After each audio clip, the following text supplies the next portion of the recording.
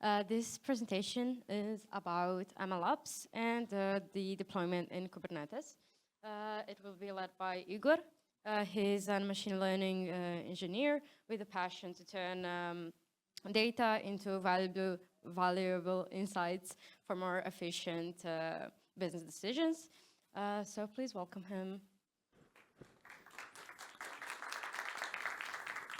Okay. Hi, folks. Thank you and welcome, and thank you for joining. As introduced, my name is Igor. I work at Bosch as a machine learning engineer, and today I'm going to talk to you about what are the possibilities to work with data and machine learning operations. And this will be a single use case, but the idea is that you figure out at the end what is the flow and what you should think about when doing DataOps and MLOps. So to start, let's go through the agenda. So first I will tell you, for all the folks who don't know what are these operation disciplines, I will stress out why they are so important, what exists currently there as solutions, whether partial solutions for some specific machine learning lifecycle process, what are the challenges. I will give you one example in which I worked on, how you can do it, what you can improve also in that use case, and so on. Some advices at the end, what is the future, and some closing words and QA for the end. So let's start at the beginning, at the definition. What are DataOps and MLOps? They are, let's say, I can explain them as, basically they are DevOps for data engineering and machine learning. So in fact, they tackle operation sections from the data engineering point of view. So how to handle permissions, operations, parallelizations, and all sorts of different stuff which you handle within your ETLs, within your projects related to data. And regarding machine learning, all the stuff that is needed to make your project a productionable, industry valid product, without just leaving it at the experimentation phase, not just leaving it at these so-called Jupyter notebooks, if you know what they are. So they are kind of like notepads, notebooks where you can test out all different stuff related to machine learning. So in fact, it's making, all the environment around your project productionable.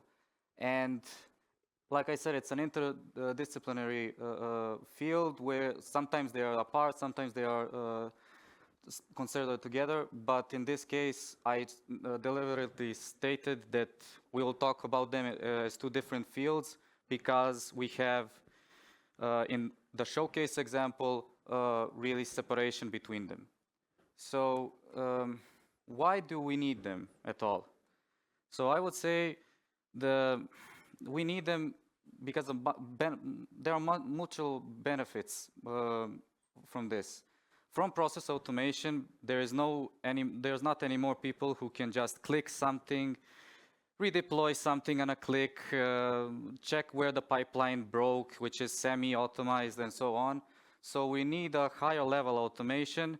We need this DevOps kind of mindset, the DevOps framework inside, where we can handle the entire life cycle, whether we are talking about data, cleaning, transforming, validating, whether we are talking about experimentation with that data in the context of machine learning, training a model, and at the end, releasing it with a valid productionable code, monitoring it, and retraining it afterwards. This automation, of course, will reduce the risk from errors, and that's significantly, which is shown also in our project, and which you will see also kind of some guidelines which you can use in your future projects, how you can work with these two kind of operational fields. Of course, you get better data, better models. That's, everybody knows there isn't a model which can take poor data and transform it into something magnificent. So what comes in, you will get something like that as an output. So there's much of patience and much of work needed to tackle this validation of data and quality. Why you need also these disciplines, specifically talking about machine learning operations, reproducement of experiments. So what a lot of people forget is that they try out a lot of stuff at home on their local machine, on the machine somewhere, and they forget to log what were the inputs, what were the outputs, what data they used, and so on. This reproduction of experiments is needed very much from the context of model governance, which is a field which tackles how a model can be deployed, but in the industry standard. So it needs to be something which is valid from an industry point of view. And this reproduction of experiments gives you an opportunity to, from one side, have documentation, and from the other side, understand what your model in one specific moment of time did. Resource management, this is an infrastructure topic. So this operation, as I said, it's in fact creating an entire environment around your data engineering and machine learning point of view of the project. And regarding the infrastructure management, it's not like running some model on a GPU machine, which is super fancy and so on. But again, it looks sometimes the latency is slow and so on. So in fact, it's an efficient, these disciplines give you an efficient way how to tackle resource management, which will lower your cost from one side and optimize your entire workflow at the end. Scalability, of course, a big topic these days, especially when using cloud. They give you out of the box everything, but in fact it costs a lot. There is some difficulties also managing these kind of services which the cloud offers. So these disciplines really offer you a way how to, on a smart way, based on common sense, really figure out what is really needed to manage, to deploy and manage your machine learning model in production. And there are much more coming again to monitoring, continuous training. So it's not like in DevOps where you have CI/CD pipelines. In machine learning, when you look at the bigger picture and the whole machine learning lifecycle, you really get two extra more fields, which is continuous monitoring and continuous training. So what does that mean? When talking about monitoring, it's not only, yeah, the performance is like this is the CPU usage, this is the memory usage, and so on. It's more about the model itself, whether if it's I don't know, supervised or unsupervised model, whatever you talk about, you need to have some metrics which say, okay, this model is valid until this point. It's now starting to degrade. Let's retrain it with new data because, I don't know, there is a new trend in your data. There is a concept drift, which means it's not anymore the features that you're using to define your model. They're not anymore valid enough. They are, in fact, totally misguiding you to the solution of the problem. So it's totally a concept shift. So a bunch of stuff can happen here, and these are really the benefits, and they really add value to your project. Of course, what exists there? Everybody knows these guys, the SageMaker, Azure Machine Learning, and Google AI solutions, which are huge, which tackle all the disciplines which you need, from testing out on local notebooks, to monitoring, to retraining. They have it all. But there is an issue which we've figured out in practice, that there is a steep learning curve, guys, here. So in fact, whichever tool you want to start using, if you never used it, it's going to be very hard. And it's from that point of view, time consuming. On the other side, it's also costly. Okay, they offer you everything. They pre-configured everything. It's serverless. It's super fancy. But again, it's the way how you want to use it, in fact. You can go from cloud solution to in-house solutions, so to go on-premise. You can do all of that stuff in-house, so you can do all of that stuff on-premise, develop everything from scratch, everything custom, whether you or using some other open source tools. But the bad point about this is the good point is you have full control. The bad point here is that you have the integration costs, you have the maintenance cost, And it's, again, another point where you need to be very careful, really, do you want it to do on-premise? There are custom solutions, and this is one example that I'm going to show you, that I'm not just blabbing around about what's possible and in theory. There is this hybrid solution where you use the part of the cloud, which really helps you. So in the context of machine power, that you don't need to manage some stuff in your infrastructure, that you just provision it. But also you can work on premise. So for example, you train your model, you need super powerful machines to train it, whether if it's fine-tuning an LLM, which is very popular now, whether if it's training some other model on a GPU machine. You can do that on the cloud, but you can deploy it on-premise so that you know that it's super secure, nobody can tackle it, and so on. From the data privacy point of view, it's really, really powerful. I'm gonna, what is extra that exists there? So again, talking about the machine learning lifecycle, you have the first step which you need to do is forget about just versioning the code. You really need to version your data, and you really need to find out in any point of time which data you use to train your machine learning model.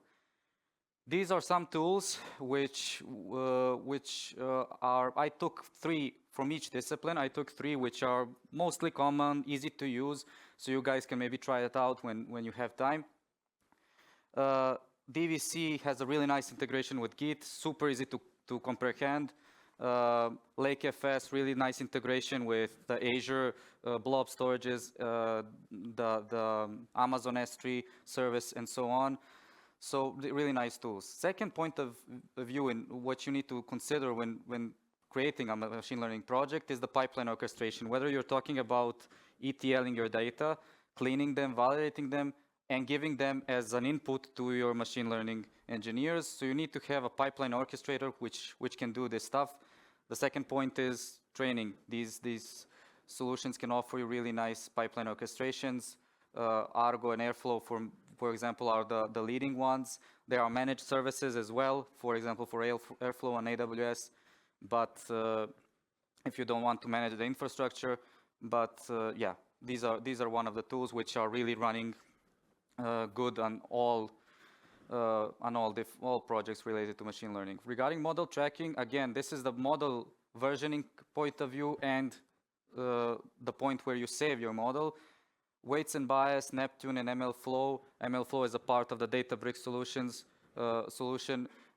Weights and bias, which is a product of their own, which in fact has a lot of stuff, for example, which for the MLflow doesn't, let's say authentication and so on, which is very important. You don't want that somebody else handles your and sees your experiments, what you did, what data did you use, what are your comments, what are your input parameters, and so on.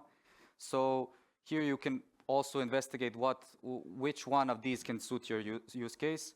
Then we come to the model serving part. You trained everything, you logged everything, you figured out what is the best model. You need to make an API out of it. Or you need to do batch inferencing, for example. These are the most common ones which people use. I will show you later what did we use and what are the experiences here. So you need to create something securely so other services and other folks can use it. And at the end, like I said, continuous monitoring, continuous training. These are 2 extra fields from a DevOps kind of point of view, where you need to use tools like YLabs, Evidently AI, or Aporia, or some other similar ones. These are the leading ones, again, on the market currently, and really take into account the model monitoring and figure out, pinpoint what is the point in time where you need to kind of retrain your model and see how much it degraded, and of course advance it a little bit.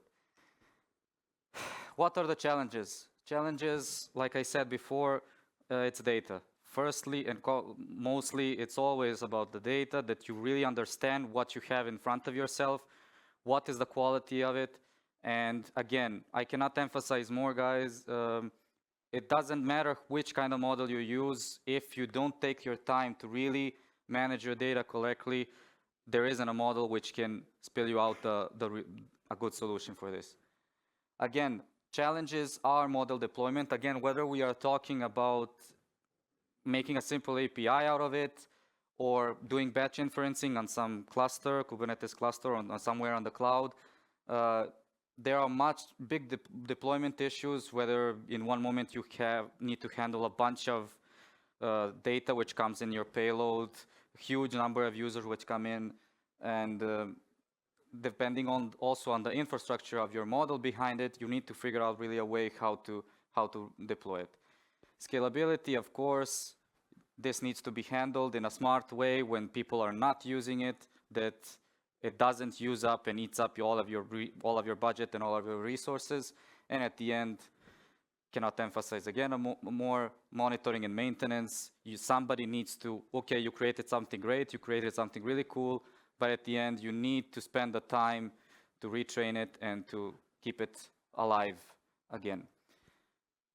Shortly about the example, which I'm going to show, don't spend the time about the project. The project is not that important. I'll just give you some two topics that you kind of grasp what is it about. What we wanted to do is to use all the data that we had in the context of natural language processing, which is a field of computer science and AI related to understanding related to understanding text and in a human kind of fashion. And we use it wanted to make our life easier for people who work with knowledge graphs in the company. And this is the main point which you need to now also see. It was a twofold project. We wanted to create a platform to do all of this operation stuff. What were the requirements? So we had one big data engineering team on one side. We have the ML guys on the other side. We had a couple of DevOps folks. So the requirements were, okay, everybody uses Python in this kind of case. Everybody wants access to the data that they need, whether we are talking about the data engineers, whether we are talking about the machine learning engineers. They want to really start fast, so we created also some kind of blueprints, whether we are talking about using data orchestration tools for ETLing or machine learning for training. And they wanted, from the machine learning point of view, they wanted effortless deployment to the model serving components, so they wanted easily to create an API out of something that they created. An example is shown here. So let's talk about the data processing workflow. You have something somewhere, whether we are talking about cloud services, some APIs, some DBs, we have something. We transform it. This was our workflow. We load something into Postgres. We do some integration steps and move it into Stata, which is our knowledge graph IDE and management tool. An example is we take some data from an S3 bucket. We do some normalization and GDPR cleaning. We parallelize everything. And at the end, we have a gathering point where we insert into the Postgres.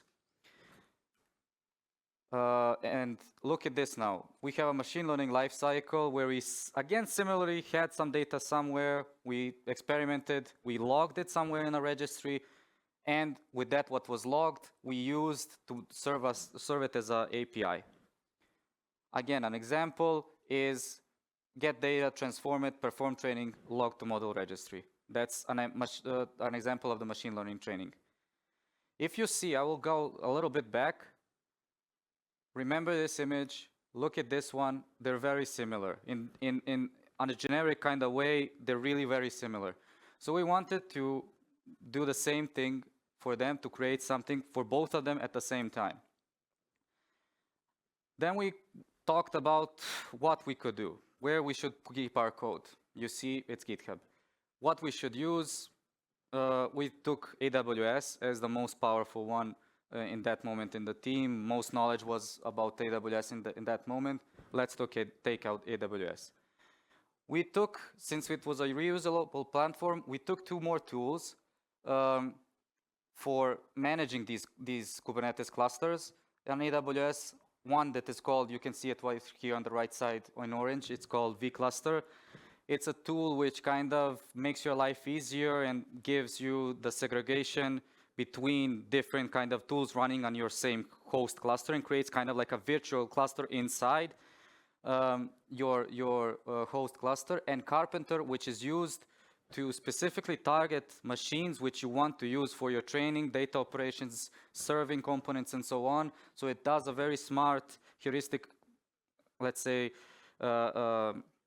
decision. It takes decisions which machines, based on the input, based on the resources which are spent, which should be used in this specific moment.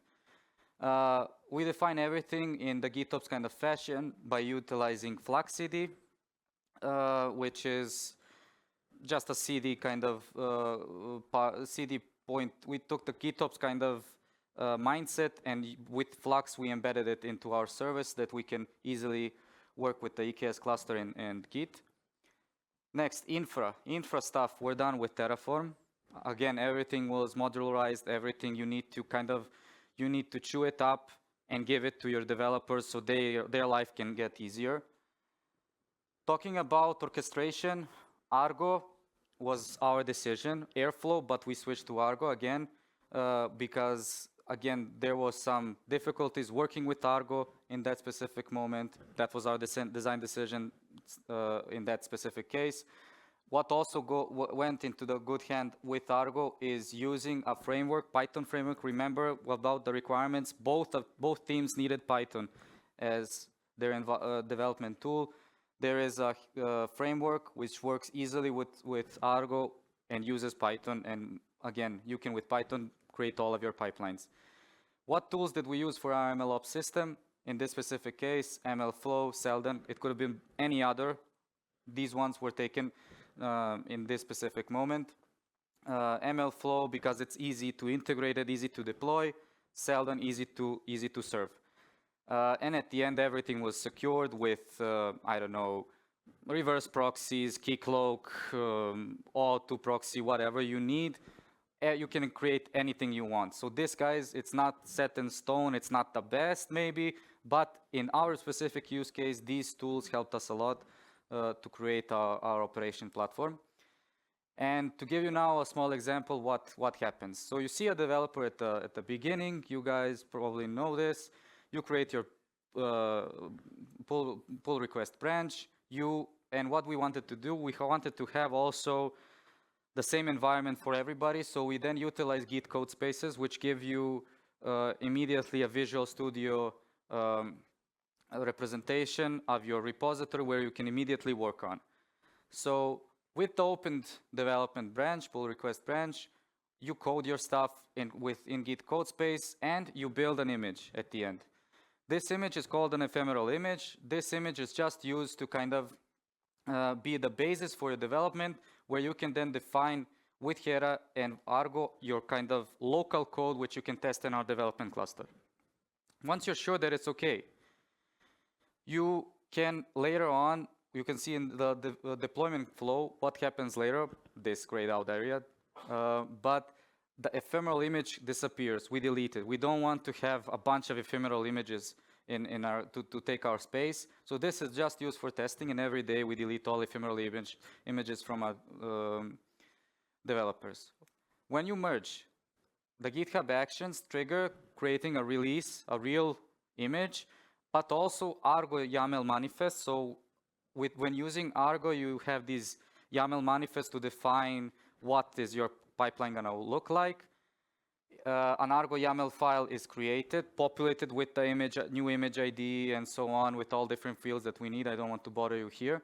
And then our GitOps operator starts working. So we have our QA and production environment. We have merged to our branches, whether if it's QA, prod, whatever. Our operator listens for the state in the Git branch.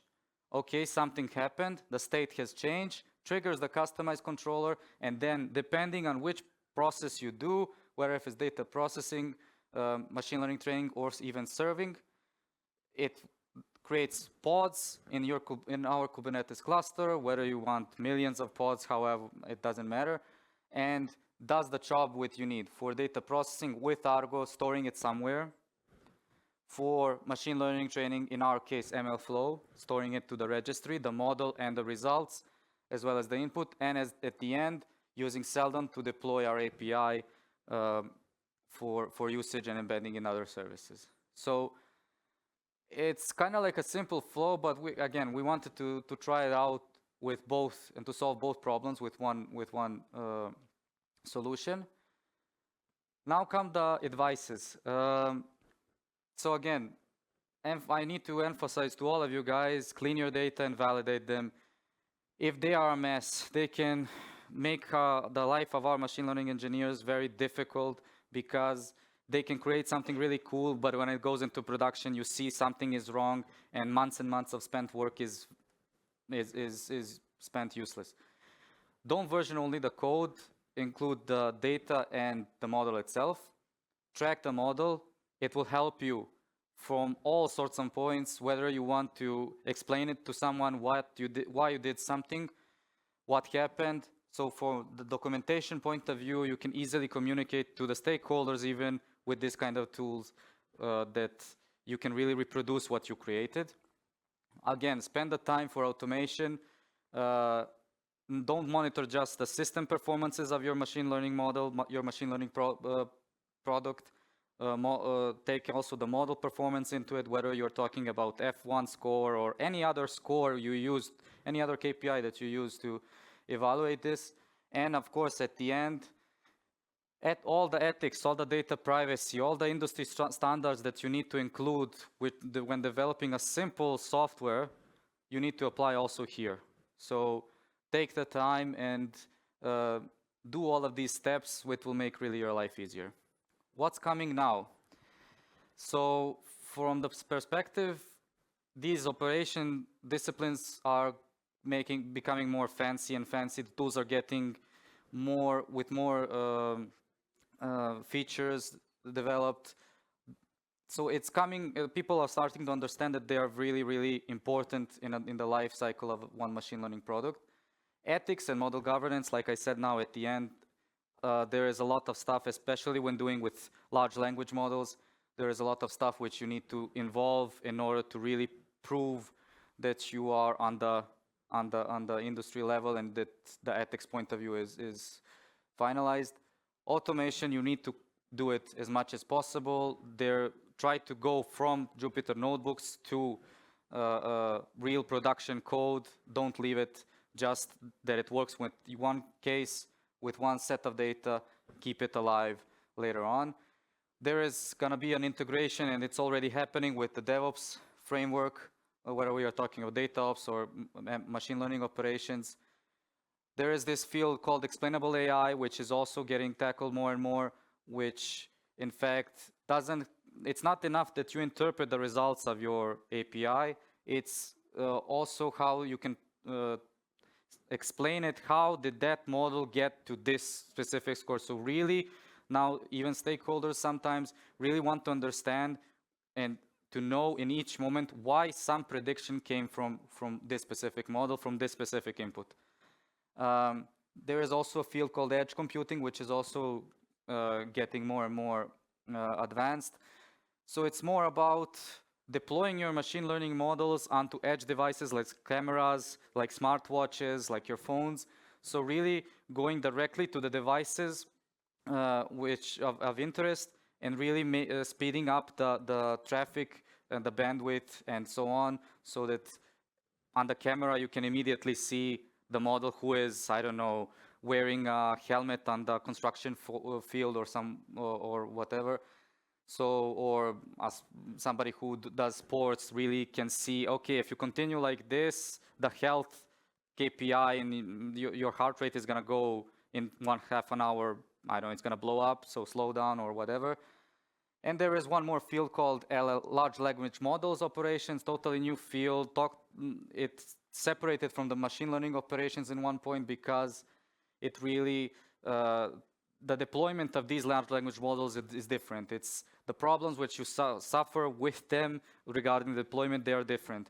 In the context of computer power, computer resources which are needed, how you retrain the models and so on. And of course, ethics and how you handle it. So at the end, exactly 5 minutes. what I want you guys that you guys remember from here, acknowledge that it's really important that you pay attention to this in your machine learning life cycle in your project related to machine learning. Adapt to new technologies. If it's okay that you started with something, you started with Airflow, you started with MLflow, but then you figure out it doesn't have all the things that I need in this specific case, go to the new technology. It's not that difficult to switch currently. And monitor your data processing pipelines and validate your data, and as well monitor your machine learning models.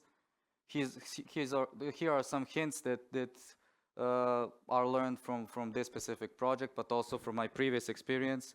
So experiment as much as you can. If you want to use something, just really use it, take it, and try it out. If you have a Kubernetes cluster, it's really gonna be easy for you to deploy something and check it out. Don't forget about scaling. It's very important when you want to deploy something. You need to really think about what is needed to make this deployment reachable in any moment with the minimum kind of costs which it produces, and follow the KISS principle and don't blow up, don't over-engineer it, just think about it as a small piece in one big platform.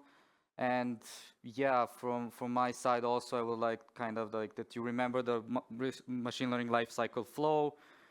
And if I popularize these ops right now or empowered some of you to try these tools, or even to consider this kind of approach in your project, my job is done here. So that will be all from me.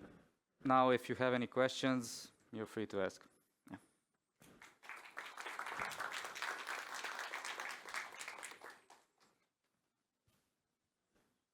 So there are already 2 questions. Can you give us example of model metrics you are monitoring, and how is performance of the model assessed? Can you repeat? So can you give us example of model metrics you are monitoring, and how is performance of the model assessed? Okay, so for example, in this specific case, we tackled natural language processing, and we use kind of some scores. Not to go now into too much details, but in order to assess, for example, for machine learning, at the end we used I forgot the name of the, sorry now, 1 second. Yeah, Evidently AI. We use Evidently AI, which has a nice Python framework behind of it, and you can embed this in, we embedded this in an application with which we log also with Datadog at the background with the system performances. And for example, in our case was some TF-IDF score related to natural language processing. And another project related to time series, you can use the mean absolute errors, the mean absolute squared error. So any metric that you can compute in Python, you can use to embed in your monitoring service, whether if it's Datadog, Prometheus as a custom metric, and follow it. Okay, thank you. This question hits home. What is the best way to start learning machine learning? The best way to start is, I don't know, for machine learning specifically, you need to have the mathematical background, the statistics behind of it. You need to understand what your stakeholders really want. From the machine learning operation point of view, start with these tools, free. They are open source, most of them. You can run them on your local machine, create a Minio cluster to mimic the cloud, and you have a Git repository. Everybody now has a Git repository. And just start with one of these tools, deploy them at your local machine, and check them out. The documentations for most of them are really, really good. Really, really good. Thank you. We have one last question as we don't have enough time. Difference between LLMs and these data ML models. Are LLM combination of those or totally separate field and technology? It's a subfield of machine learning operations, but which tackles kind of different way how you work with the model in the context of how you you have your foundation models on one side, which are like Llama, BERT, or whatever, which are on the Hugging Face API where you can download them, but you then use some optimization techniques to train them again, and once you train them again, they are ready to be deployed. And the context, which is different, why it's like getting out of the machine learning operations is a significant field. It's because it's very complex to maintain them in the context of deployment, monitor them, and to ensure that data privacy and all the ethics stuff are maintained. So mainly about that. That's why it comes out a little bit of normal machine learning projects like natural language processing, time series, forecasting, or so on. Thank you for the questions and for the answers.